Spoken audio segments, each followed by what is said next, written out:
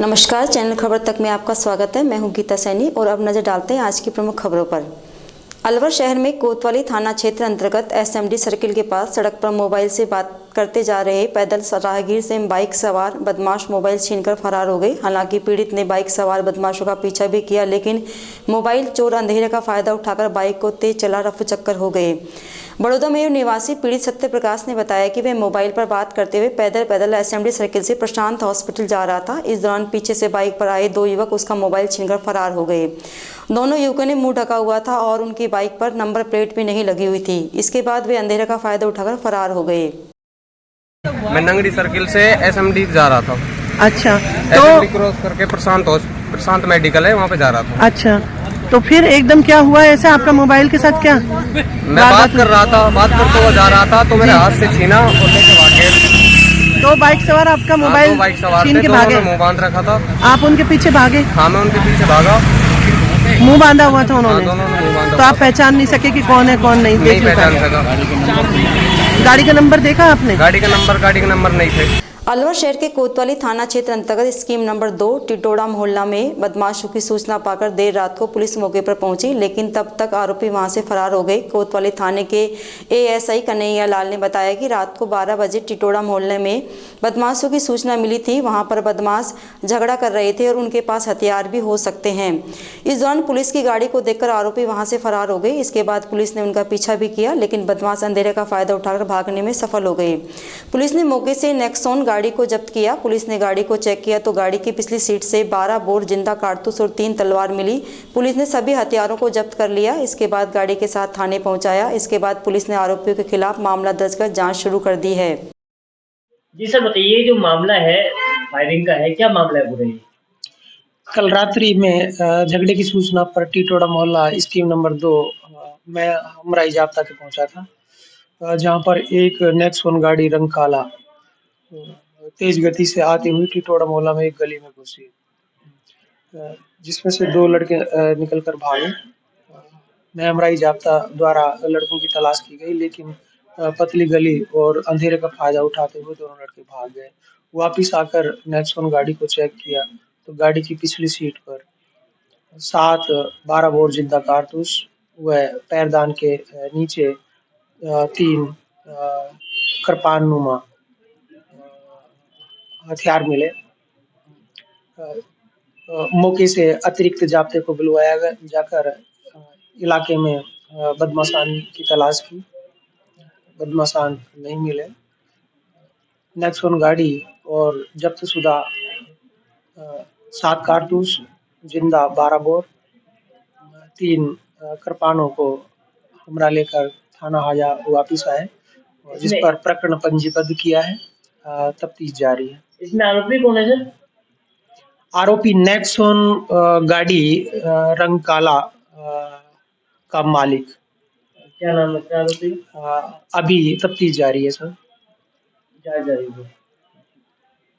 श्री अमरनाथ बर्फानी सेवा समिति की ओर से अयोध्या में 40 दिवसीय भंडारे का आयोजन किया जाएगा। इसके लिए अलवर शहर के मंगल पर्णिया से अलवर जिले के सभी गांवों और तहसीलों के लिए रामरथ रवाना किया गया। वहीं 18 जनवरी को अलवर से 3 ट्रक रसद सामग्री सहित अन्य सामान लेकर 150 राम सेवकों के जत्थे को अयोध्या के लिए रवाना किया जाएगा। रामरथ को मंत्री संजय शर्मा ने हरी झंडी दिखाकर रवाना किया।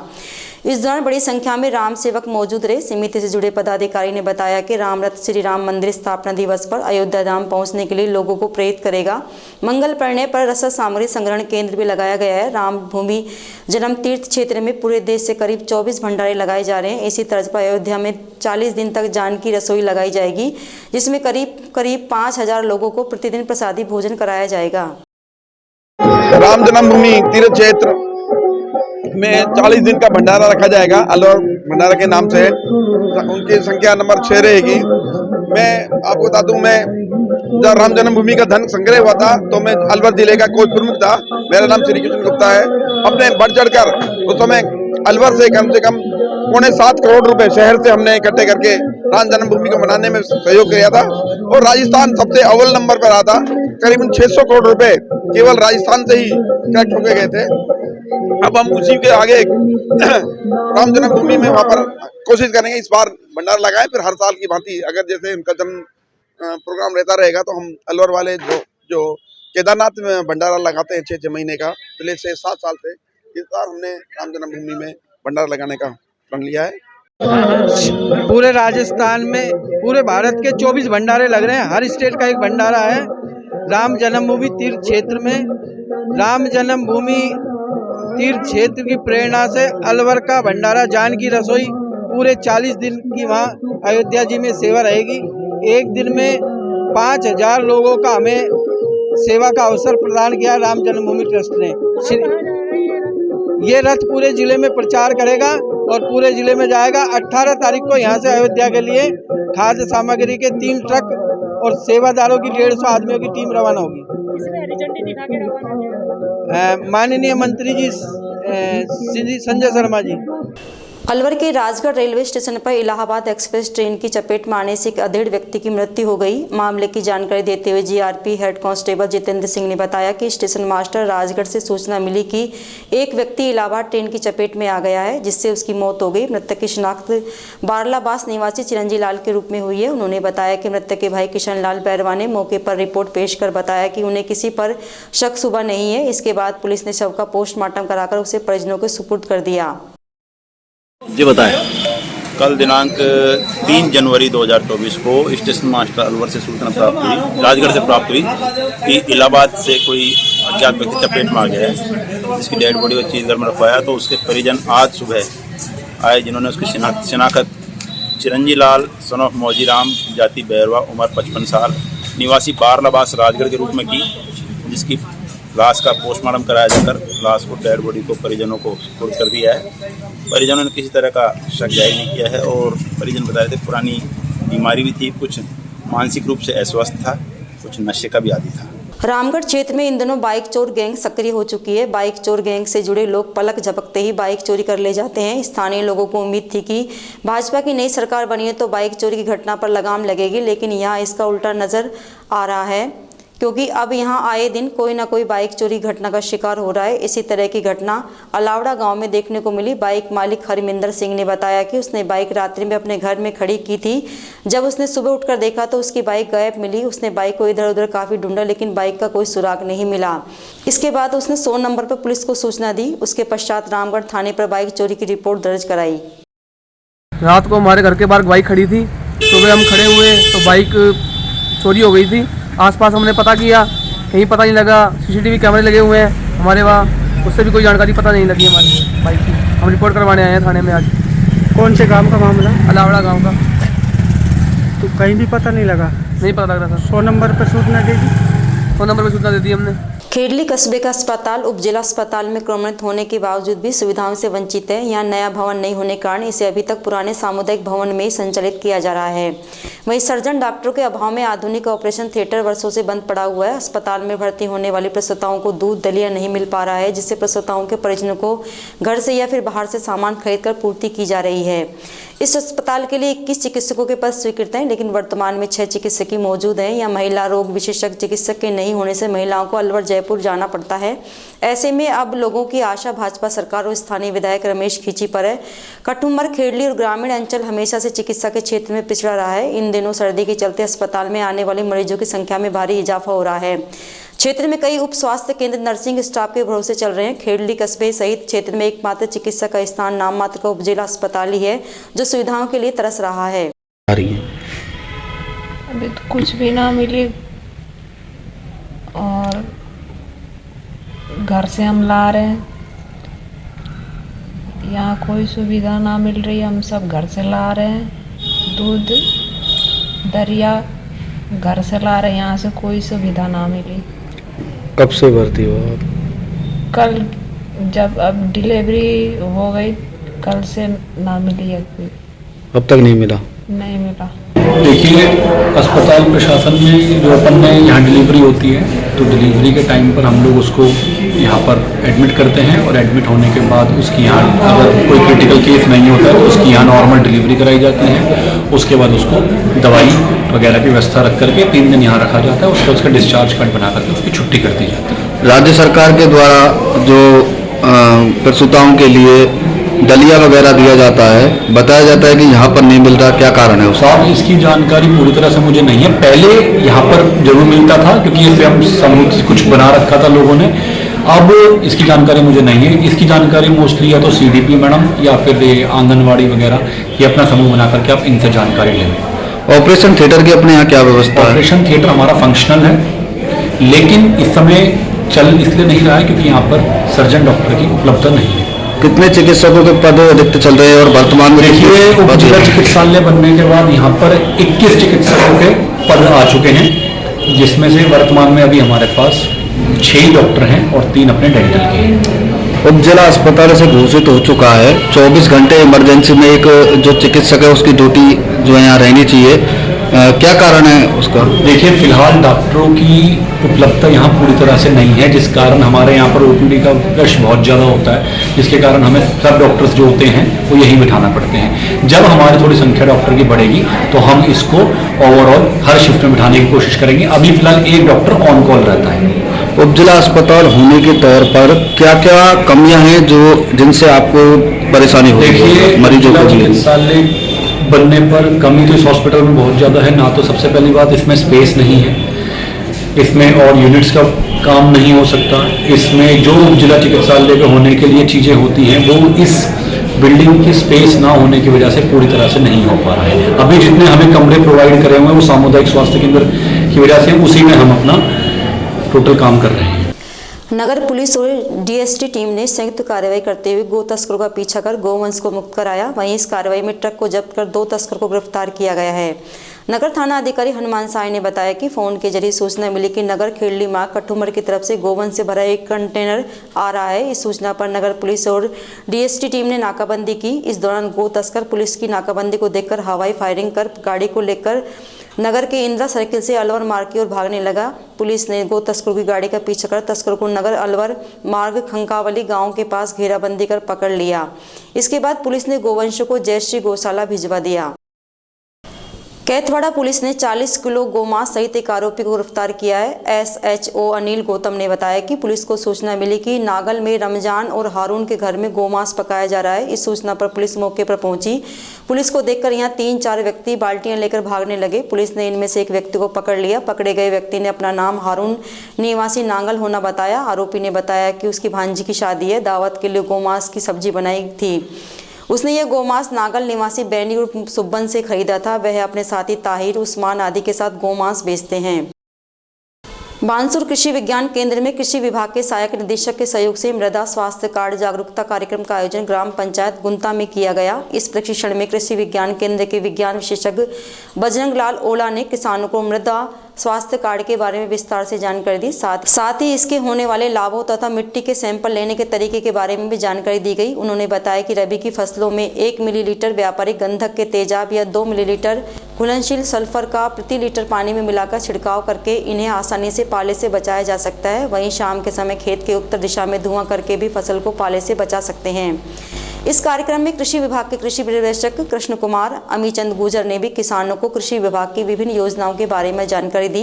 इस दौरान सरपंच इंद्राज यादव सहित अनेक जागरूक किसान उपस्थित रहे।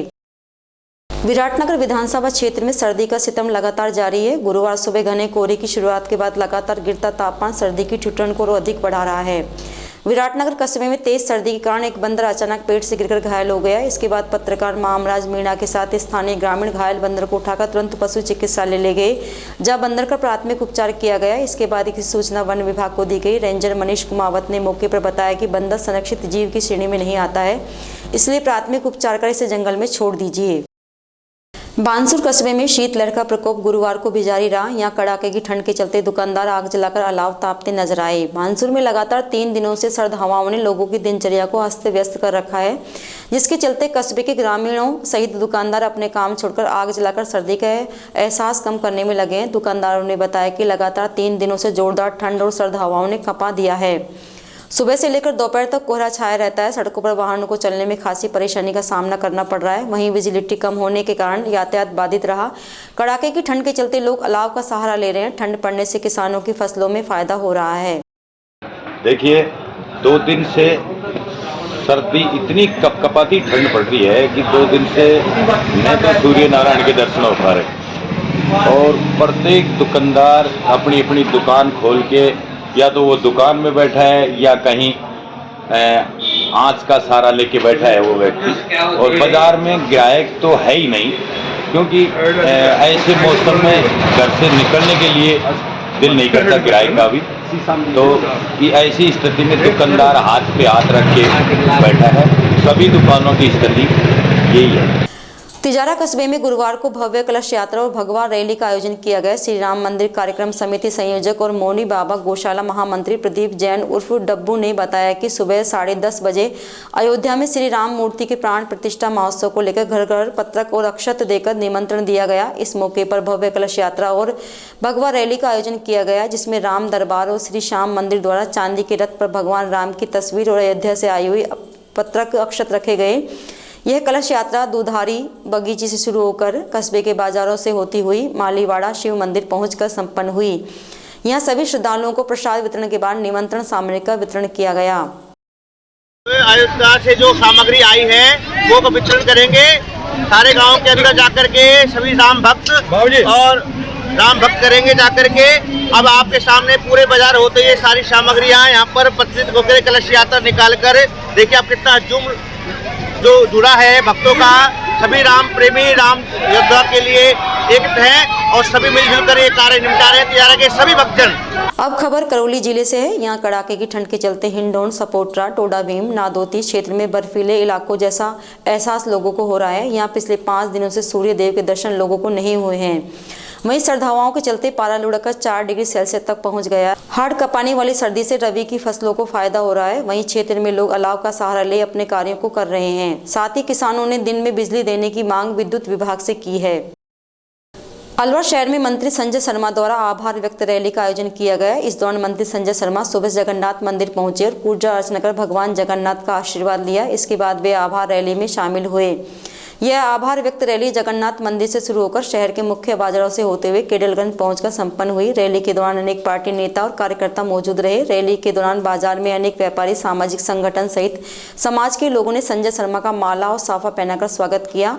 यहाँ लोगों में संजय शर्मा के मंत्री बनने का काफी उत्साह देखने को मिला। केडलगंज में अभिनंदन कार्यक्रम का आयोजन किया गया। संजय शर्मा मंत्री बनने के बाद बुधवार को जयपुर से अलवर पहुंचे थे। यहाँ भी उनका जगह जगह कार्यकर्ता और नेताओं ने स्वागत किया।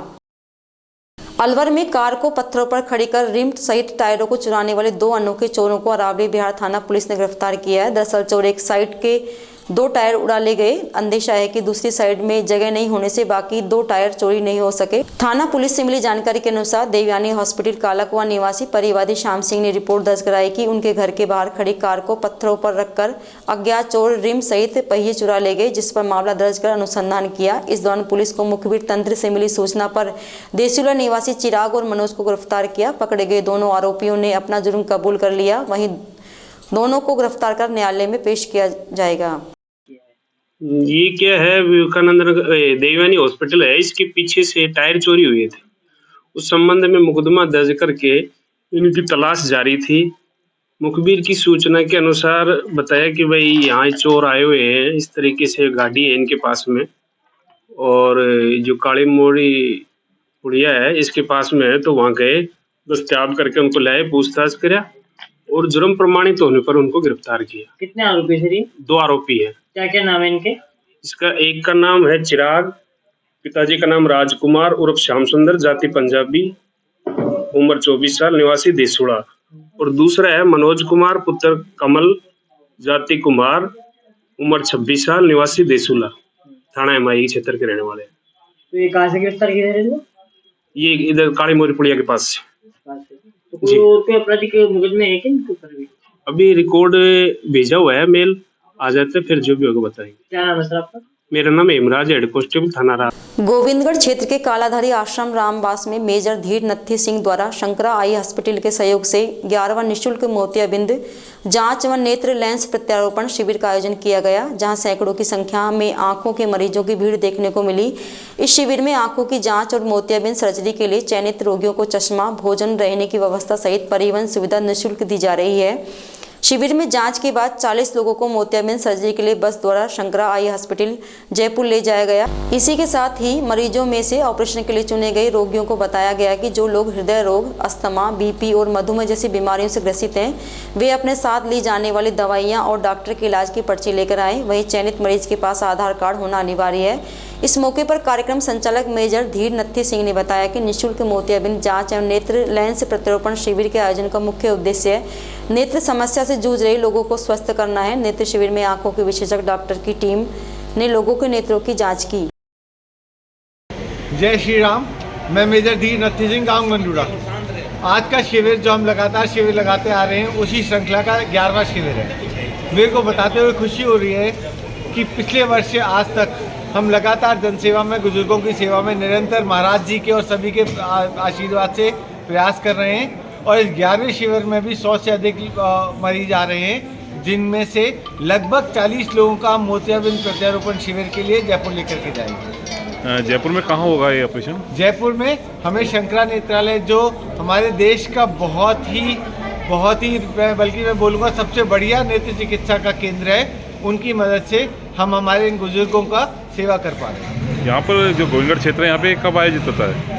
गोविंदगढ़ क्षेत्र में हम हर माह के पहले बृहस्पतिवार को रामबास के कलाधारी आश्रम में एक निश्चित स्थान हमने चुन लिया है, ताकि ज़रूरतमंदों को दिक्कत ना हो और हर माह के प्रथम गुरुवार को आ सके और हमारे प्रयासों से, शंकरा नेत्रालय के प्रयासों से सेवा का लाभ उठा। राजगढ़ के सकट कस्बे के टाकड़ा सैनीबास बड़ी बाड़ी में सावित्रीबाई फुले की जयंती के उपलक्ष्य में सैनी समाज की ओर से प्रथम प्रतिभा सम्मान समारोह कार्यक्रम का आयोजन किया गया। इस समारोह के मुख्य अतिथि बांदीकुई विधानसभा क्षेत्र के नवनिर्वाचित विधायक भागचंद्र टाकड़ा रहे। वहीं सेवानिवृत्त बैंक प्रबंधक कन्हैयालाल सैनी, एडवोकेट अलका सैनी, पीडी सैनी, पार्षद अंजुबाला लक्ष्मण प्रसाद विशिष्ट अतिथि रहे, जबकि समारोह की अध्यक्षता सरपंच मालती देवी सैनी ने की।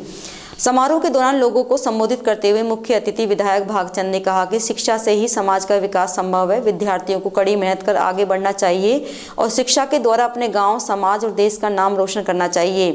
इस दौरान उन्होंने माता सावित्रीबाई फुले के पद चिन्हों पर चलने की बात कही। समारोह के दौरान कलाकारों को द्वारा पद दंगल के माध्यम से धार्मिक और पौराणिक कथाओं के साथ ही बालिका शिक्षा बढ़ावा देने के साथ ही नशा मुक्ति का संदेश दिया। कार्यक्रम की शुरुआत मुख्य अतिथि द्वारा माता सावित्रीबाई फुले के छाया चित्र के समक्ष दीप प्रज्वलित करते हुए पुष्प अर्पित कर की गई। इस दौरान राजगढ़ और टहला परिक्षेत्र के कक्षा 10वीं और 12वीं के 80 प्रतिभावान छात्र छात्राओं को शील्ड व प्रशस्ति पत्र भेंट कर सम्मानित किया गया।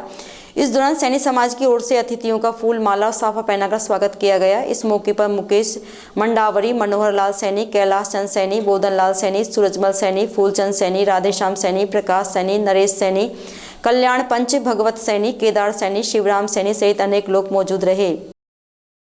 गोविंदगढ़ कस्बे के सामुदायिक स्वास्थ्य केंद्र में गुरुवार को नसबंदी शिविर का आयोजन किया गया। इसमें 33 महिलाओं के ऑपरेशन किए गए। विशेषज्ञ डॉक्टरों की मौजूदगी में हुए शिविर में नसबंदी कराने वालों की विधिवत जांच एवं उपचार किया गया। इस शिविर में नसबंदी ऑपरेशन लक्ष्मणगढ़ CSC के डॉक्टर OP मीणा और अलवर से परिवार कल्याण विभाग की टीम ने किए। ऑपरेशन के पूर्व 37 महिलाओं द्वारा नसबंदी कराने के लिए रजिस्ट्रेशन करवाए गए, जिनकी शिविर में विधिवत जांच की गई। इस दौरान 4 महिलाओं को गर्भवती होने के कारण ऑपरेशन नहीं किया गया। वहीं 33 महिलाओं को सफल नसबंदी ऑपरेशन किया गया, जिन्हें 1 घंटे के मॉनिटरिंग में रखने के बाद ऑपरेशन के पश्चात घरों पर भेज दिया गया। इस मौके पर डॉक्टर OP मीणा ने लोगों को सलाह देते हुए कहा कि अच्छी पारिवारिक स्थितियों के बीच रहने के लिए परिवार नियोजन को अपनाएं, साथ ही देश में जनसंख्या नियंत्रण के लिए अपना योगदान दें। आज CSC गोविंदगढ़ में 37 केसेज का तो रजिस्ट्रेशन हुआ है जी। उनमें से 4 रिजेक्ट हो गए प्रेग्नेंट होने के कारण, और 33 केस का भी ऑपरेशन हो रहा है, सारी महिलाएं। सर, जो इसमें जैसे जो ऑपरेशन के लिए टीम कहाँ से आई है? अलवर से, जिसमें doctor surgeon OP Meena Laxmangarh CSC से आया, बाकी टीम अलवर से आई। संजय शर्मा के राज्य मंत्री बनने के बाद पहली बार जयपुर से अलवर आने पर अलवर सिकंदरा मेगा हाईवे पर भाजपा कार्यकर्ताओं ने जिलाध्यक्ष अशोक गुप्ता के नेतृत्व में संजय शर्मा का स्वागत किया। इस मौके पर उनके द्वारा 51 किलो फूलों की फूल माला और साफा पहनाकर राज्य मंत्री संजय शर्मा का स्वागत किया गया। स्वागत की कड़ी में भाजपा कार्यकर्ताओं के साथ ही विभिन्न सामाजिक संगठनों से जुड़े लोगों ने भी राज्य मंत्री को गुलदस्ता भगवान श्री कृष्ण का छाया चित्र भेंट कर स्वागत किया। इसके अलावा शर्मा का सुरेर गोट ब्राह्मण समाज की ओर से कस्बे के शेखा की बगीची टहला चौराहे पर राजगढ़ भाजपा मंडल की ओर से स्वागत अभिनंदन किया गया। औद्योगिक क्षेत्र में मंत्री शर्मा को फलों से तोला गया। शर्मा ने टहला चौराहे पर लोगों को संबोधित करते हुए कहा कि कार्यकर्ताओं ने उन्हें जो सम्मान दिया है इसके लिए वे सभी कार्यकर्ताओं को धन्यवाद देते हैं। शीर्ष नेतृत्व ने उन्हें जो जिम्मेदारी दी है वे उसे पूरा करने का प्रयास करेंगे। अब कार्यकर्ताओं के कहने से राज्य सरकार में काम होगा। राजगढ़ की इस धरा पर जो आशीर्वाद आपने आप सब कार्यकर्ताओं ने मुझे दिया है उसके लिए मैं सर झुका करके आप सबको धन्यवाद देता हूं, सादर वंदन करता हूं, साधुवाद करता हूं और ये विश्वास देता हूं कि पहले भी आपके बीच में एक साधारण कार्यकर्ता की तरह रहता था, जीता था, आपके पास आता था और जो शीर्ष नेतृत्व ने मुझे जिम्मेवारी सौंपी है मैं आपको ये विश्वास देता हूं कि आने वाले समय में राजगढ़ लक्ष्मणगढ़ विधानसभा क्षेत्र के नवनिर्वाचित विधायक मांगेलाल मीणा की धन्यवाद यात्रा विधायक आपके द्वार के दौरान विधानसभा क्षेत्र के दर्जनों गांवों में निकाली गई। धन्यवाद यात्रा विधायक आपके द्वार के तहत गुरुवार को विधायक मांगेलाल मीणा डीजे के बीच टोडा नागर, जोधपुरा, कचावा, फतेहपुर, मलावली, खोर्रा, गढ़बास, ठेकड़ा कबास, मौजपुर सहित दर्जनों गांवों में लोगों से आशीर्वाद प्राप्त किया। यहां लोगों ने विधायक का फूल मालाएं पहनाकर और साफा बांधकर स्वागत किया। विधायक मीणा ने सभी ग्रामवासियों को धन्यवाद दिया। उन्होंने कहा कि उनके द्वारा सबसे पहले शिक्षा और स्वास्थ्य पर जोर दिया जाएगा। इस दौरान जिला परिषद सदस्य गोकुल राम मीणा, एडवोकेट शिव सहाय मीणा, स्थानीय सरपंचों सहित सैकड़ों ग्रामीण मौजूद रहे। चैनल खबर तक संवाददाताओं को यह जानकारी आरडी मीणा बरावड़ा और सुरेंद्र मीणा धोराला द्वारा दी गई। महुआ के सिंधुकी गांव में गुरुवार को अयोध्या से आई श्री राम मंदिर अक्षत कलश यात्रा भगवा ध्वज के साथ घर घर पीले चावल देकर लोगों को निमंत्रण दिया गया। साथ ही 21-22 जनवरी को घर घर दीपक जलाकर भजन सत्संग के साथ प्रसादी वितरण करके दीपावली का त्यौहार भगवान श्री राम के अयोध्या में प्राण प्रतिष्ठा समारोह की खुशी में मनाने का आह्वान किया गया। बड़ौदा में कस्बे के समीपवर्ती जयसिंहपुरा बड़ा गांव में श्री राम जन्मभूमि पर प्राण प्रतिष्ठा के उपलक्ष्य में सुंदरकांड और हनुमान चालीसा का पाठ कर भव्य कलश यात्रा निकाली गई। इसके बाद शाम बालाजी संकीर्तन महोत्सव भंडारे का आयोजन किया गया। आयोजन से जुड़े सदस्यों ने बताया कि अयोध्या में श्री राम के प्राण प्रतिष्ठा के उपलक्ष्य में बंजारा समाज के तत्वाधान में प्रातः विधि विधान से पूजन कर सुंदरकांड और हनुमान चालीसा पाठ कर भव्य कलश यात्रा का आयोजन किया गया। यह कलश यात्रा डीजे और ढोल के साथ गांव के मार्ग से निकाली गई। इसके बाद भंडारे का आयोजन किया गया। इस भंडारे में गांव सहित आसपास के अनेक लोगों ने प्रसाद ग्रहण किया।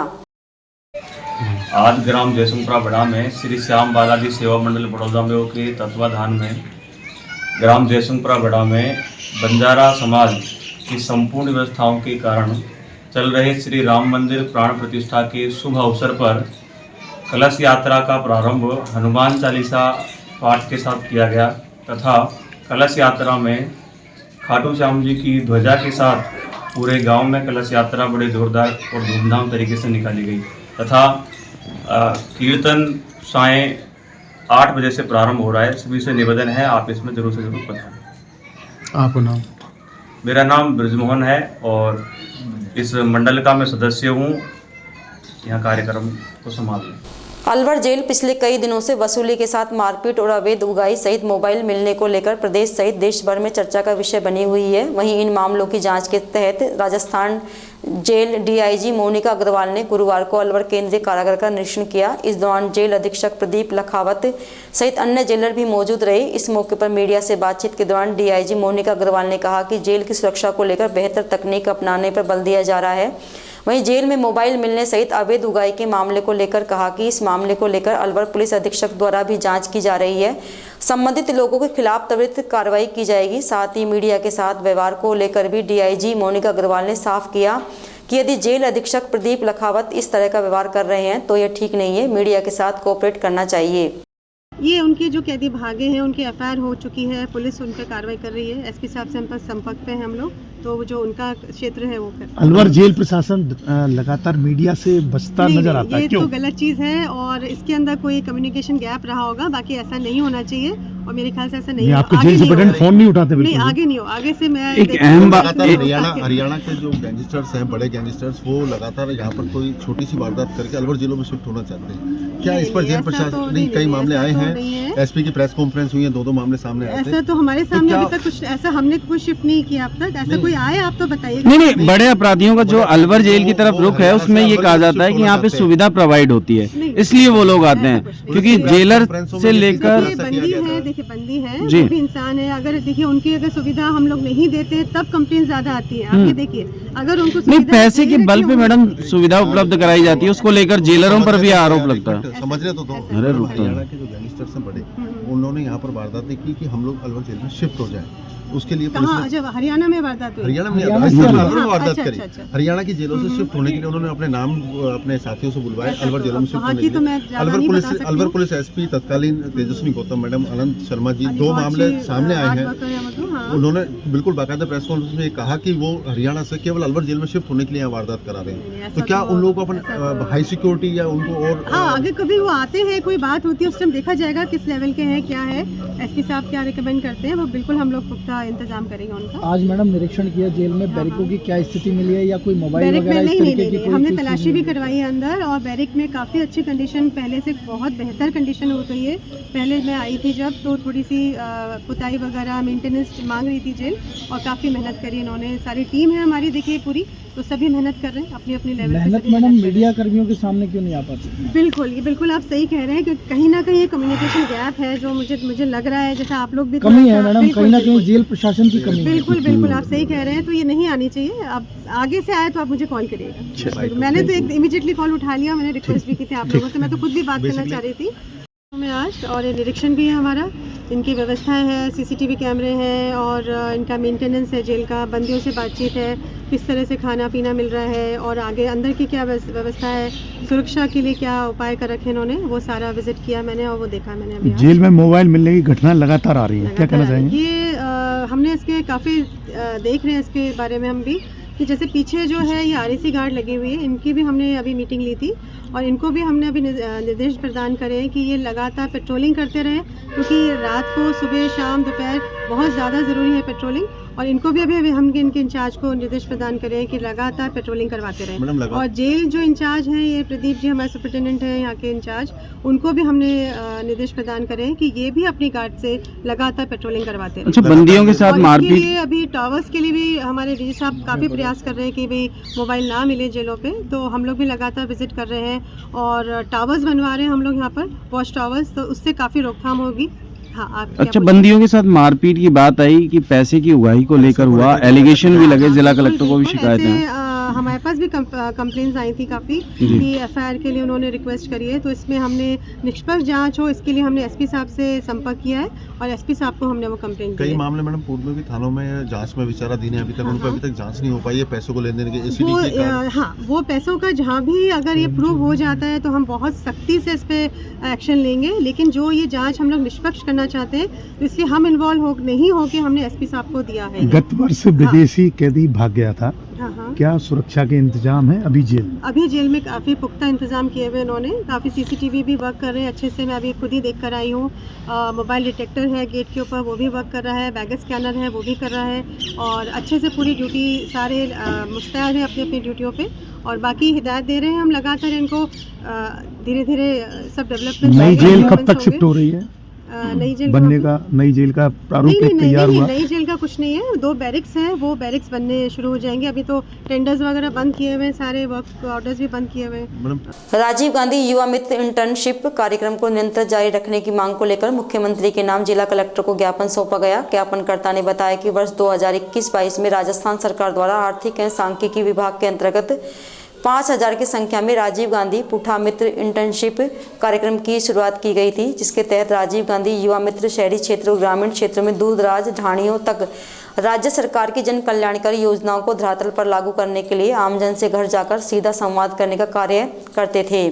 इस दौरान आमजन को सरकारी योजनाओं से जोड़ने का कार्य भी किया गया। इसका परिणाम यह रहा कि राजस्थान में रहने वाले अंतिम व्यक्ति तक सरकारी योजनाओं का लाभ पहुंच पाया। मुख्यमंत्री वर्तमान में सभी राजीव गांधी युवा मित्र विकसित भारत संकल्प यात्रा शिविरों में मोदी की गारंटियों को आमजन तक पहुंचाने के लिए जिला कलेक्टर के आदेशानुसार लगे हुए थे। राजीव गांधी युवा मित्र इंटर्नशिप कार्यक्रम को तुरंत प्रभाव से समाप्त किया जाता है। इससे काम करने वाले युवाओं के साथ बहुत ही कुठाराघात हुआ है, इसलिए ज्ञापन के माध्यम से सरकार से युवा मित्रों की इंटर्नशिप कार्यक्रम को निरंतर जारी रखने की मांग की गई है।